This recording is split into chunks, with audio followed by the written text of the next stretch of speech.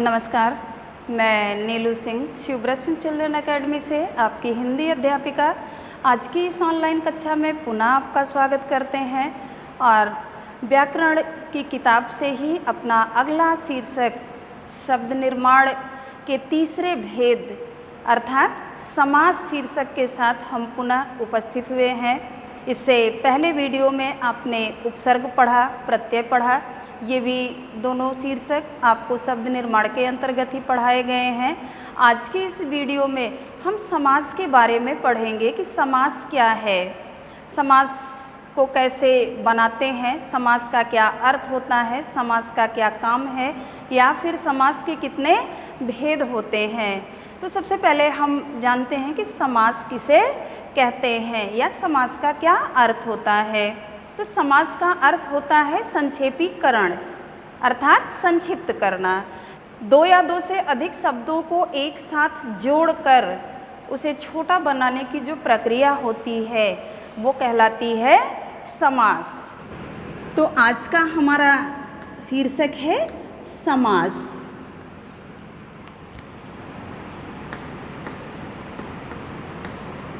समास का अर्थ है संक्षेपीकरण।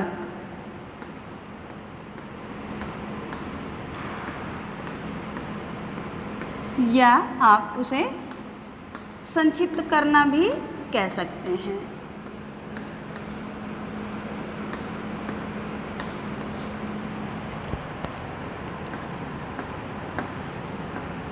समास की परिभाषा।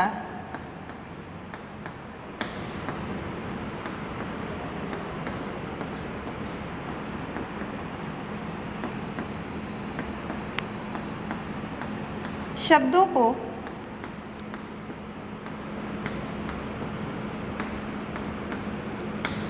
संक्षिप्त करके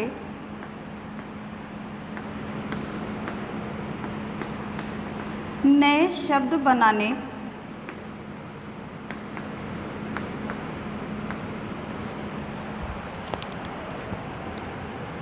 की प्रक्रिया को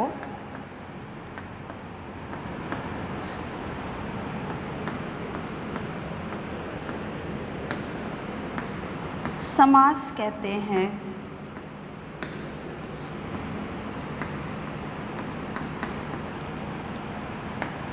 शब्दों को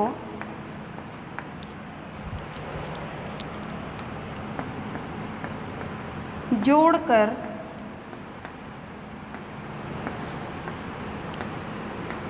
नया शब्द बनाया जाता है।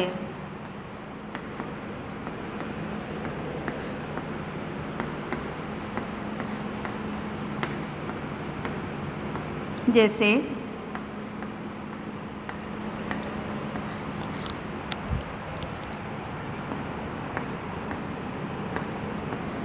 राजा का महल। एक शब्द ये है, एक शब्द ये है, ये विभक्ति चिन्ह है जिनके द्वारा इन दोनों शब्दों को जोड़ा गया है। लेकिन समास की परिभाषा बता रही है कि दो या दो से अधिक शब्दों को जोड़ करके नया शब्द बनाया जाता है अर्थात उसे संक्षिप्त किया जाता है। तो ये राजा का महल, इसे जब हम समास प्रक्रिया के अंतर्गत लाएंगे और इसे संक्षिप्त करेंगे तो ये हो जाएगा राज महल। ये समास है क्योंकि शब्दों को क्या कर दिया गया है, संक्षिप्त कर दिया गया है, छोटा बना दिया गया है। लेकिन ये विशेष ध्यान रखा गया है कि शब्दों को संक्षिप्त बनाते समय उसके अर्थ में कोई परिवर्तन ना आए। जैसे हिमालय शब्द है, अब हिम है, हिम कह लें या आप बर्फ कह लें, का घर या आलय। तो ये भी जो इधर शब्द लिखा गया जैसे संक्षिप्त करके यहाँ लिखा गया वो शब्द मूल मान लीजिए यहाँ आ गया, हिमालय हो गया। हिमालय का मतलब ही होता है बर्फ का घर। तो ये संक्षिप्त करने की जो प्रक्रिया है, यही प्रक्रिया समास कहलाती है कि दो या दो से अधिक शब्दों को जोड़ करके नया शब्द बनाइए, उसे छोटा बनाइए, लेकिन ये ध्यान रहे कि उसके शब्द बनाते समय कि उसके अर्थ में कोई परिवर्तन ना आए। समास द्वारा बने शब्द को समास द्वारा बने शब्द को हम सामासिक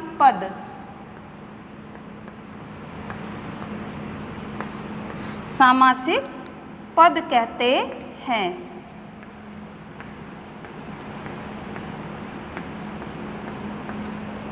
सामासिक पद किसको कहेंगे? जैसे राजमहल है, तो ये राजमहल शब्द क्या है? सामासिक पद।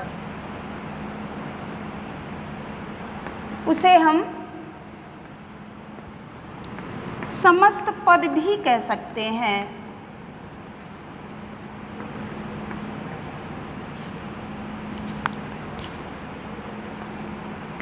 कह सकते हैं।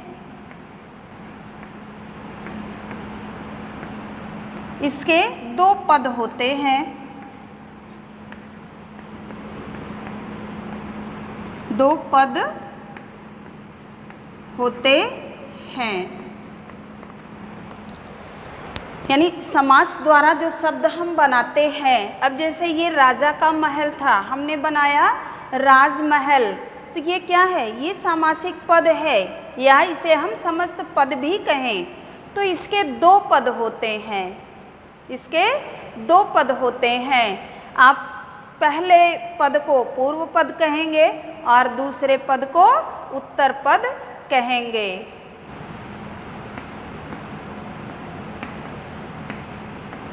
समस्त पद में दो पद होते हैं, दो पद होते हैं। पहला है पूर्व पद और दूसरा है उत्तर पद।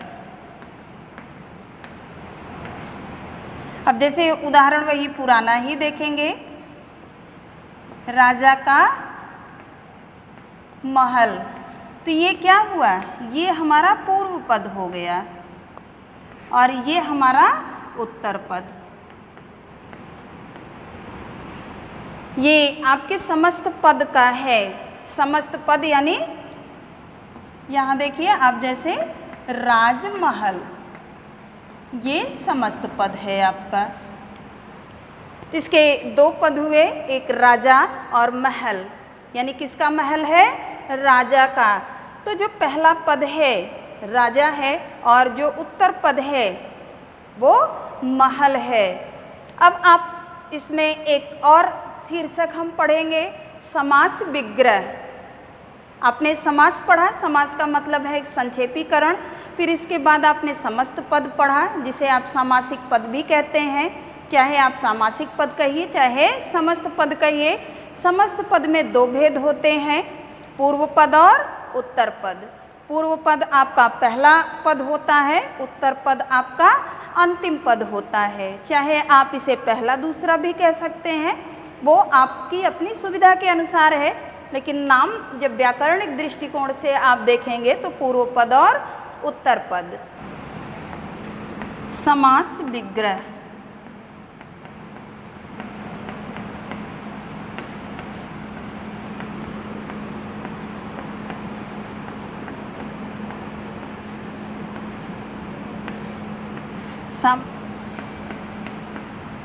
शब्द को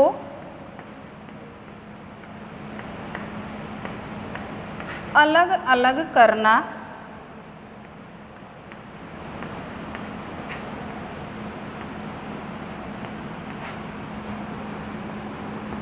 तथा उनके आपसी संबंध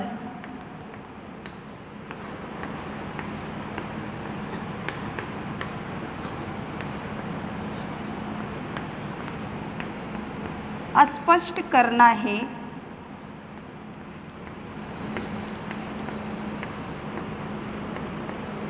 समास विग्रह कहलाता है।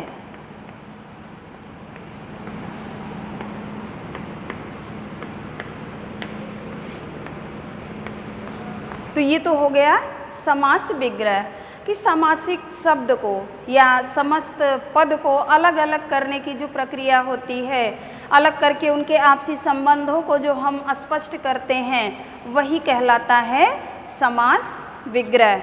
जैसे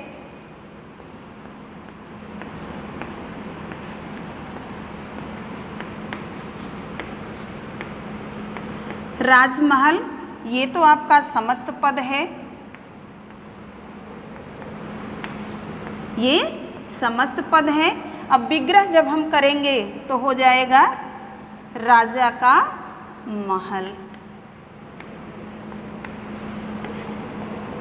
ये हो गया आपका समास विग्रह।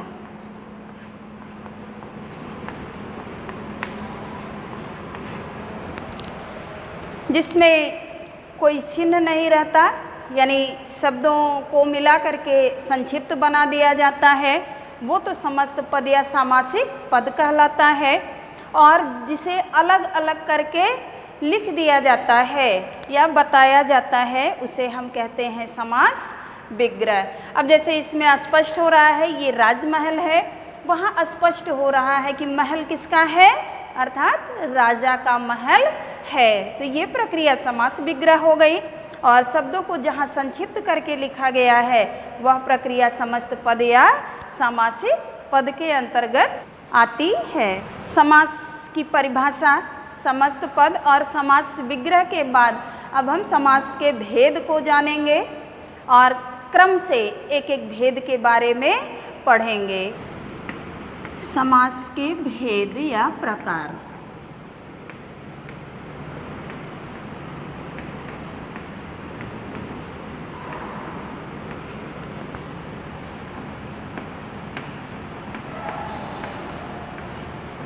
समास के 6 भेद होते हैं।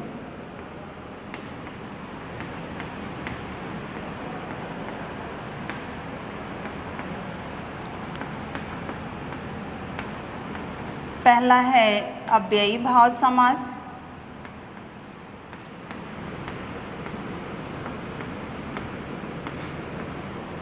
दूसरा है तत्पुरुष समास, तीसरा है द्विगु समास,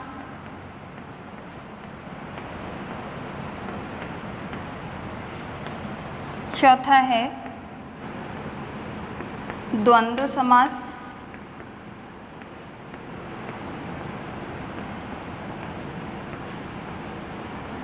पांचवा है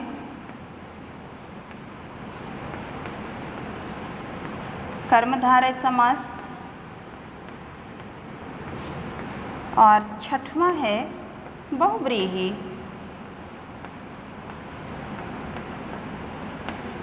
बहुव्रीहि समास। ये तो समास के 6 भेद हैं। अव्ययी भाव समास, तत्पुरुष समास, द्विगु समास, द्वंद्व समास, कर्मधारय समास और बहुव्रीहि समास। तो हम इनमें से एक एक करके क्रम से इनके बारे में पढ़ेंगे। तो सबसे पहले हम पढ़ेंगे अव्ययी भाव समास। अव्ययी भाव समास की परिभाषा है कि जिस समस्त पद का पूर्व पद प्रधान हो, प्रधान यानी मुख्य हो, तथा समस्त पद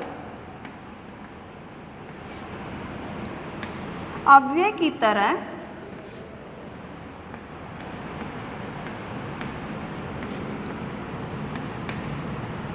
काम करता हो, उसे अव्ययी भाव समास कहते हैं।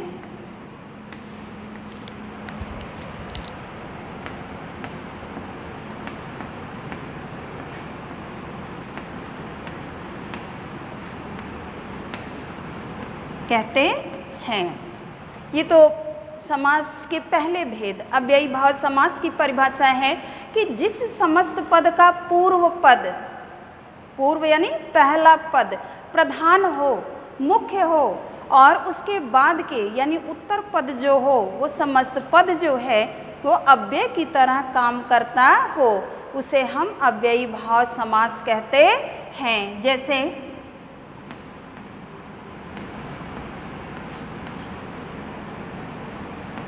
यथाशक्ति,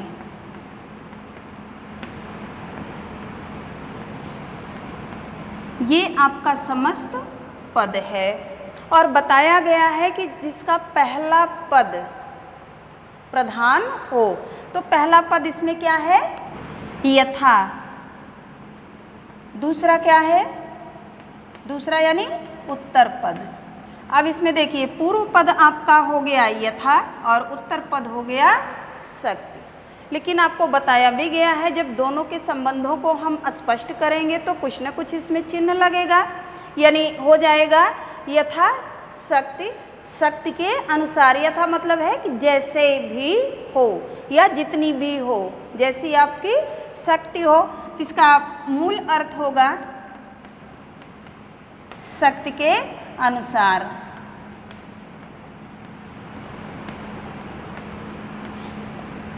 तो इसमें पहला जो पद है, अब इसी के अनुसार तो हम काम करेंगे, यानी कोई भी कार्य हमें अगर करना है तो जितनी हमें शक्ति होगी, ताकत होगी, उतनी ही तो हम करेंगे।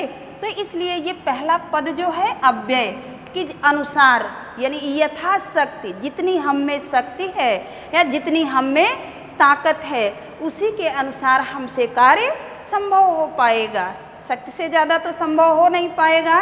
तो इसलिए ये पहला पद क्या हो गया? अव्यय हो गया।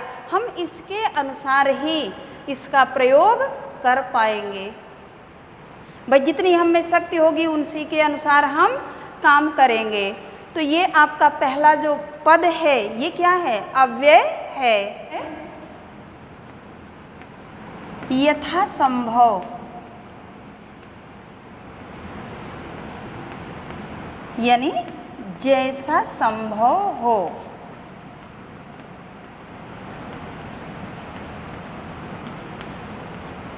अब इसमें पूर्व पद, ये हो गया उत्तर पद। और परिभाषा आप देख ही रहे हैं कि पहला पद अव्ययी भाव समास की पहचान ही है कि पहला पद जो होगा वो प्रधान होगा। पहला पद जो होगा वो प्रधान होगा, उसी के अनुसार इसका अर्थ यहाँ पर दिया जाएगा। यथा मतलब है कि जैसे भी, जितना भी। आमरण यानी मरने तक, मरण तक। अब इसमें आ जो हो गया, आ जो हो गया, ये क्या हो गया? ये पूर्व पद हो गया और मरण जो है ये उत्तर पद हो गया। आ इसमें उपसर्ग हो गया है। आपको पढ़ाया गया है उपसर्ग में कि कुछ ऐसे भी उपसर्ग हैं जो संस्कृत के अव्यय की तरह प्रयोग किए जाते हैं। तो अव्ययी भाव समास की पहचान ही है कि इसका पहला पद जो होगा वो प्रधान होगा और समस्त पद जो होंगे वो अव्यय की तरह काम करेंगे। तो उसे हम कौन सा समास कहेंगे? अव्ययी भाव समास कहेंगे। दूसरा है तत्पुरुष समास। तत्पुरुष समास को जानने के लिए आपको कारक चिन्ह जानना अनिवार्य हो जाएगा। क्यों? क्योंकि हिंदी में कारक 8 प्रकार के होते हैं और तत्पुरुष समास में 6 विभक्तियों का प्रयोग किया जाता है। तत्पुरुष समास में कारक की 6 विभक्तियों का प्रयोग किया जाता है। विभक्तियाँ होती हैं 8, यानी कारक चिन्ह होते हैं 8, लेकिन तत्पुरुष समास में 6 का प्रयोग किया जाता है। कितने का किया जाता है? 6 विभक्तियों का प्रयोग इसमें किया जाता है। 6 विभक्तियों का प्रयोग होता है। अब इसमें जो प्रथमा विभक्ति होती है यानी कर्ता, ये पहला है, और 8वां आपका है संबोधन।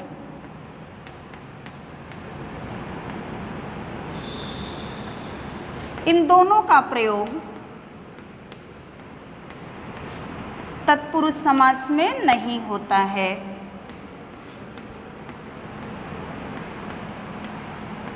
समास में नहीं होता है।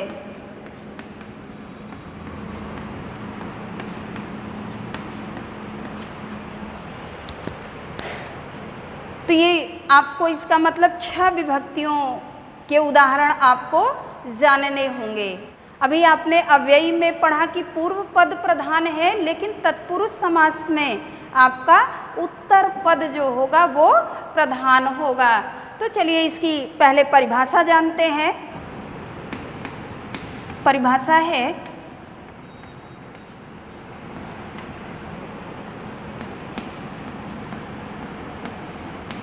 तत्पुरुष समास में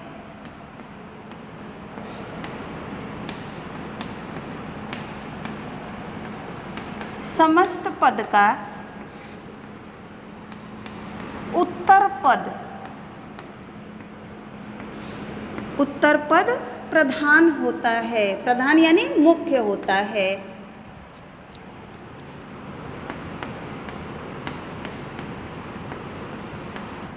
इसमें पूर्व पद तथा उत्तर पद के बीच की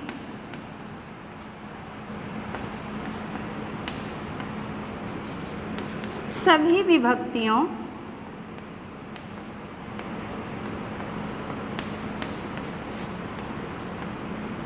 तथा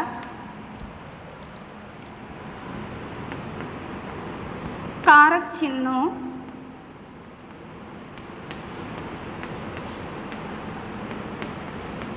लोप हो जाता है।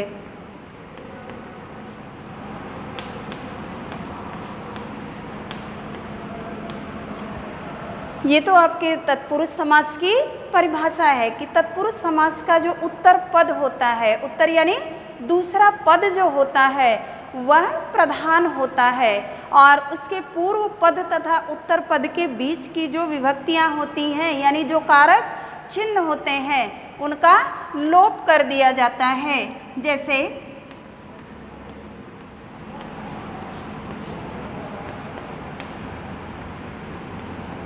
कर्म कारक, इसका चिन्ह है को। आपको बताया गया है उसमें कर्ता का प्रयोग नहीं होता है। समस्त पद है यश प्राप्त। अब इसमें से बताया जा रहा है कि कर्म कारक का चिन्ह जो है को, उसका लोप हो जाएगा। तो इसे ऐसे लिखा जाएगा, पहले यश को प्राप्त।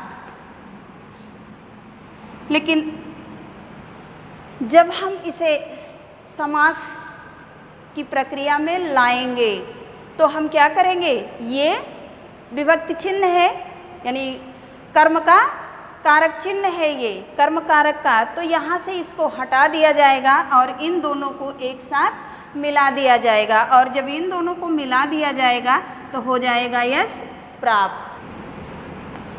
जैसे ग्रामगत,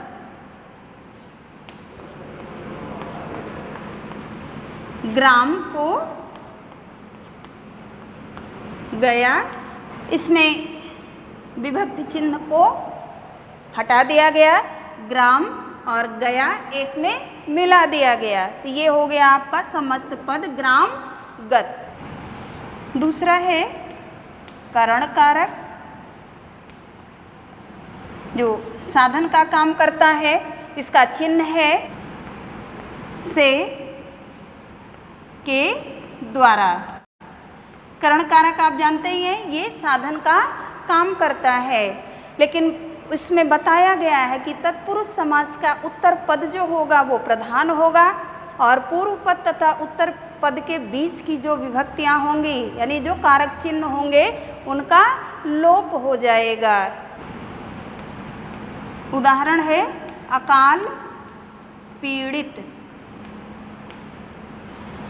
अब इसमें देखेंगे आप अकाल से पीड़ित, से पीड़ित दोनों को मिला दिया जाएगा और इसमें से चिन्ह को हटा दिया जाएगा। रेखांकित,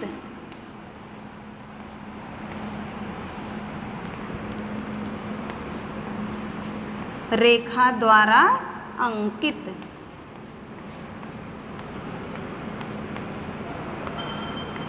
इसमें से द्वारा जो चिन्ह है ये क्या होगा, हट जाएगा और रेखा तथा अंकित मिला दिया जाएगा तो हो जाएगा रेखांकित।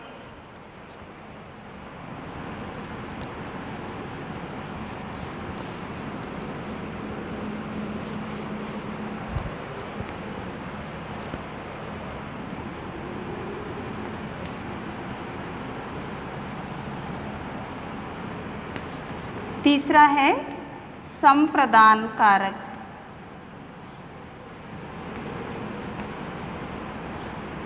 इसका चिन्ह है के लिए। उदाहरण है गुरु दक्षिणा। किसके लिए दक्षिणा, गुरु के लिए।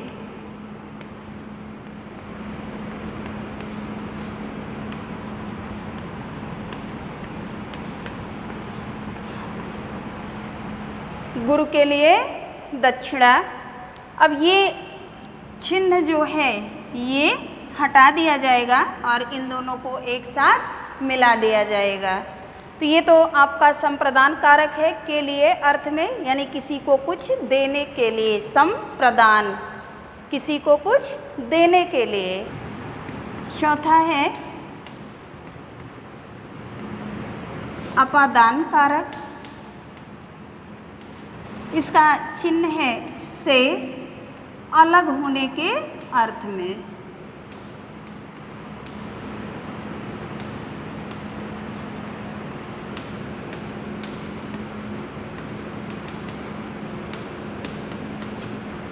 क्योंकि से चिन्ह करण कारक में भी था लेकिन उसमें से जो था वो साधन के रूप में, और इसमें अपादान में से जो चिन्ह है वो अलग होने के अर्थ में है। जैसे धनहीन, किससे हीन है, धन से। यहाँ धन से अलग होने का भाव आ रहा है क्योंकि वो क्या है, धन से हीन। इन दोनों को मिला दिया जाएगा, से जो चिन्ह है वो हटा दिया जाएगा। जैसे हो जाएगा कर मुक्त। किससे मुक्त हो गया वो, कर से मुक्त। उसे किससे फुर्सत मिल गई, मुक्त यानी छूट जाना, किससे, कर से। कर यानी टैक्स। तो ये से जो है ये हट जाएगा, कर और मुक्त शब्द आपस में मिल जाएंगे। पांचवा है संबंध तत्व। संबंध कारक, इसका चिन्ह है का, के, की। ये इसका चिन्ह है। अब इसके उदाहरण में इनका लोप हो जाएगा। जैसे गंगा जल, किसका जल है, गंगा का जल। अब इसमें का हो गया, राजभाषा। किसकी भाषा, यानी राज की भाषा। की हो गया, पराधीन। किसके अधीन, पर के अधीन, पर यानी दूसरा। ये संबंध कारक का उदाहरण है। गंगा का जल राजभाषा यानी राज्य की भाषा, पराधीन, पर के अधीन। छठवां है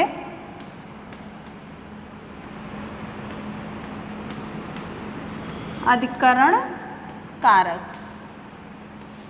इसका चिन्ह है में, पर। उदाहरण है आनंद मग्न। किसमें मग्न? आनंद में मग्न। वो किसमें खुश है? आनंद में। तो इसमें इस चिन्ह का लोप हो जाएगा। आप बीती। किस पर बीती? आप पर बीती, यानी अपने पर बीती हुई कोई घटना। तो ये अधिकरण कारक है। तो इस तरह से तत्पुरुष समास में आपने विभक्तियों के 6 चिन्हों को पढ़ा है, यानी 6 विभक्तियों को आपने पढ़ा। हिंदी में विभक्तियाँ 8 होती हैं, जिसमें से 2 विभक्तियों का प्रयोग इसमें नहीं होता है। तो आज आपने समास के भेदों में से, यानी समास के 6 भेद होते हैं, 6 में आपने 2 भेद पढ़ा, अव्ययी भाव समास और तत्पुरुष समास। तत्पुरुष समास के 6 विभक्तियों के बारे में आपने जाना। 2 विभक्तियों का इसमें प्रयोग नहीं होता है, कर्ता और संबोधन का। अगले वीडियो में हम इसके अगले भाग को लेकर के पुनः उपस्थित होंगे। तब तक के लिए धन्यवाद।